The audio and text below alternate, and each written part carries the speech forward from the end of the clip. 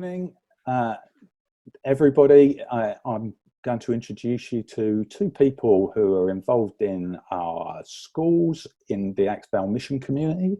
First of all, we have Andrea Rice, who is CEO of Acorn Multi Academy Trust, and we have Katie Lyons, who is head of school at Mrs. Ethelston's. Good morning to you both. Good morning. So just a few questions just to catch up and see how things are going during these very unusual times. I think people in church would like to know, firstly, how have you and the staff been coping during the current COVID situation? So I would say it's been extremely busy. There is an outside perception that schools have been closed for 8 weeks, but that's not actually the case. We are still catering for vulnerable children and for our key worker children, and that's in a different way than we would have normally. So those children are in school.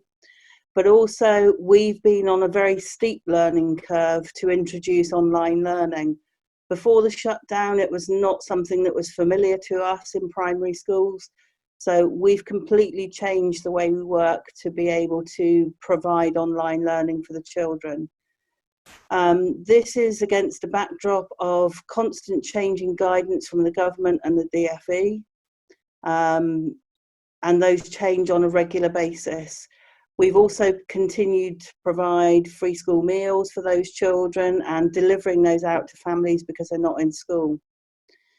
The announcement of the planned opening of schools was a major decision and has resulted in an overwhelming amount of information for schools, and we're currently finding a way through with so many challenges about how we implement that in our schools.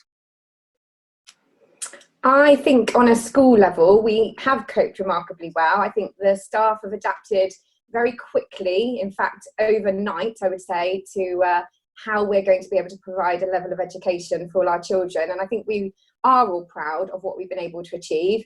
I think there is some misunderstanding over what teachers are actually doing. You know, at Mrs. Ethelston's, the teachers are planning, delivering lessons for our curriculum. They are marking specific pieces of work each week for the children.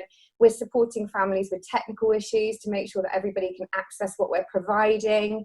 We're supporting the children with their own learning. So if they have questions or queries, we're combating those as quickly as we can.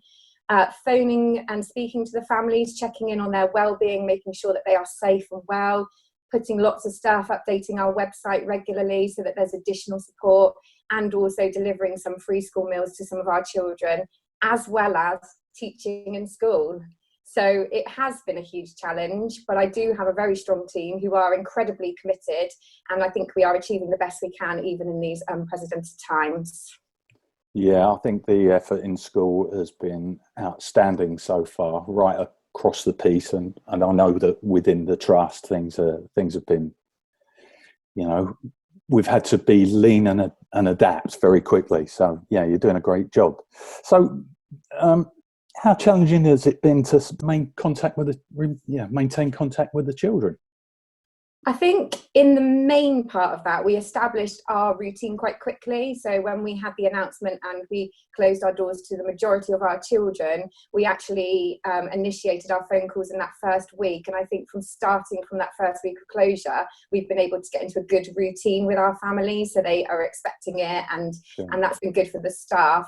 For any families we've been unable to contact, we've been using other platforms such as email or our Facebook platform to reach them.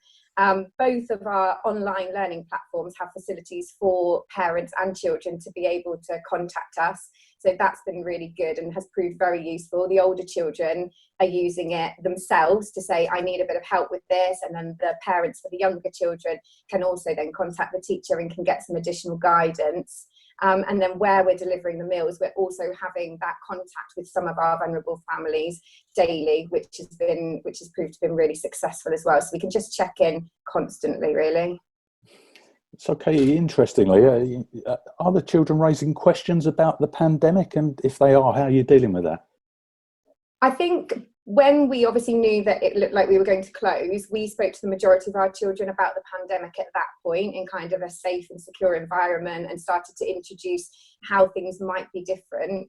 I think now probably the parents are fielding most of those questions for us at home, but we have been proactive with that. So we've taken to adding extra sections to our school website. So we've got support for parents there. There's some information, there's some sort of activities on mental well-being, and there's also been some really good child-friendly texts. So we've shared those with the parents initially for them to make the decision whether they think it's appropriate for their children to be exposed to that. And I think that's been really good. But I think we've been mindful of how fragile some of them might feel. So things like our online learning, we've kind of interspersed those lessons with mindful activities, with messages, with quotes, just to remind the children that we are all facing this together. Yeah, of course. So what impression do you have about how the families are actually coping with homeschooling? I think there are a range of answers to that question. It absolutely depends on people's home circumstances. Sure. One of them, being in a rural area, is about the availability of broadband initially. And I know I struggle myself with an unstable connection quite often, which is very frustrating. But it's also about the availability of laptops, phones, other platforms where they can access online learning.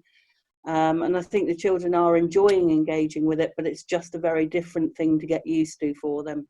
Sure. I think those parents who are working are finding it difficult to try and juggle teaching their own children and supporting them, as well as having to manage their own working life.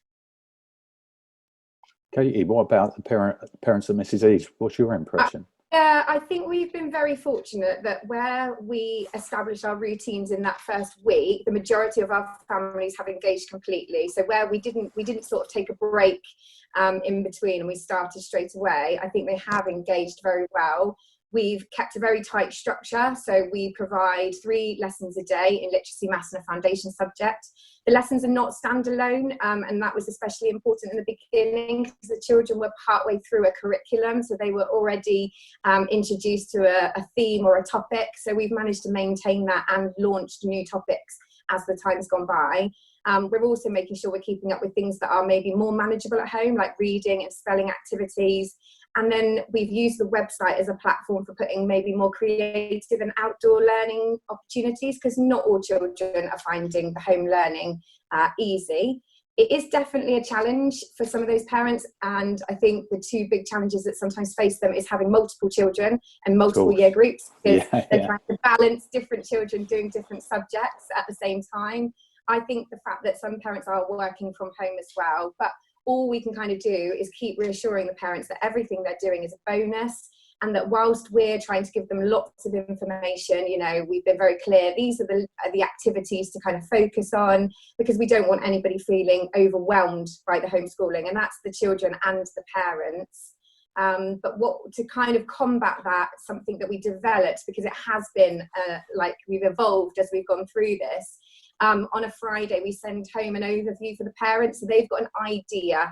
I think some of them felt like they were walking in on Monday to a lesson on fractions and they weren't prepared for it. So this way, they can do a little bit of looking into that and seeing if there's anything extra that they maybe need to research first. But the staff have also taken to doing videos, so if there's any new concepts, the staff are introducing that. They're talking to the children through those. I'm recording weekly messages for the children, sharing stories. We're having a collective worship on a Wednesday, so it's a video that goes live. They can enjoy that with their families. And one thing that's proved very successful is the extreme read challenge that we did. So the children all sent in photos to us of them reading in different locations. We compiled that as a big sort of document, and it just made everyone feel a bit more connected and reminded them they're not on their own. So even if they're not maybe completely engaging in all the activities, the parents have still got plenty of things that they can share just to remind their children about the school and the ethos and the teachers that care about them. Brilliant. Okay, so obviously we're now gearing up for a return to school across the nation. In the trust and in school, what would you say your main concerns are about that? From a trust point of view, it has to be to ensure the safety of our pupils and staff. And that's quite a challenge because of the responsibility of decision making when we don't know the answers. We are uncertain of the science behind any of this, but we have to follow the guidance that's been issued to us, of which there are many, many, many documents. And unfortunately, the parents want our reassurance that it's going to be safe. But it's very difficult to give it because we don't know. Sure. The approach we've been advised to use is a bubble approach rather than social distancing. And I think there's a perception from outside that people are going to be wearing strange hats and keeping 2 meters away from each other. But that's not actually what we've been told to do. And I think there could be some conflict here with this. We are using a bubble approach, so children get put into a group and they stay in that group all day, every day. And it's as little cross-contamination as possible, which means it's a challenge for us to organise practically, particularly with buildings like Mrs. Ethelstone's, where it's small and access is limited. And I think from a children and parents' point of view, they think they're coming back to what they left before. It's their idea of school, but coming back is not going to be like that. It's going to be very, very different. And I think that's going to cause some real challenges for children and parents. Sure. Katie? I think with the support of the Trust and Mrs. Bryce, I do feel confident that we can meet the guidelines that have been set out for the phased return of the early years, the year 1 and the year 6.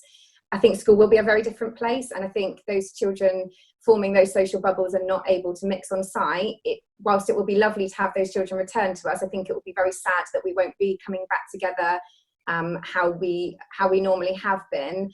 I think for me personally, one of the biggest worries I have is that, you know, not all year groups have been invited back, and that isn't our decision as a school or as a trust. That's been sort of given to us. And I think especially where parents maybe have children, one sibling has been invited back, one sibling hasn't, I worry that they're going to feel like they don't matter, those year groups in the middle, that they're not as important to us, and that couldn't be further from the truth.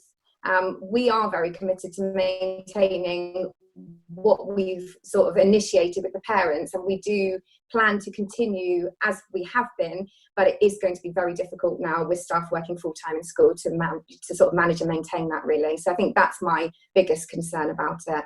Okay. So clearly throughout this situation, Upline Church has been praying for everyone in the community, and we'd all like a speedy end or some kind of way of coping as we move forward in the future. How can the church community pray for the school particularly? I think in terms of praying for the school, it's giving the leaders the courage and the perseverance to make the right decisions in the best interests of our children, and that can be really challenging, and knowing that you're making the right decision for those children. And I think the other thing is praying for the children and the families, that wherever they are, they feel safe and loved and looked after, because we all belong to part of the same family.